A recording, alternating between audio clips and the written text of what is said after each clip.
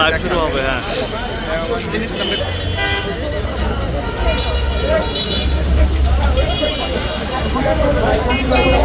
জুলাই সহ সকল গণহত্যার বিচার এবং জুলাই ১৬ আইনের ভিত্তি এবং দেশব্যাপী আওয়ামী সন্ত্রাসী কর্তৃক নাশকতার প্রতিবাদে বাংলাদেশ ইসলামী ছাত্র শিবির ঢাকা জেলা উত্তর কর্তৃক আয়োজিত আজকে আমাদের প্রিয় ভাই আলমগীর হোসেন রাকিব এবং আমার সামনে উপযুক্ত সাধারণ শিক্ষার্থীরা যোগদিত হয়েছে। বাংলাদেশে একক দল হিসেবে সবচেয়ে গুমের শিকার হয়েছে সেই বিএনপি।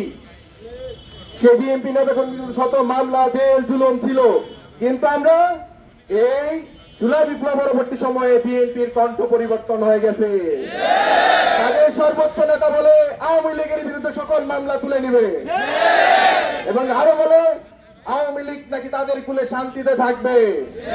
ধিক্কার চালায় এই বক্তব্য, লজ্জাজনক আর কিছু হতে পারে না।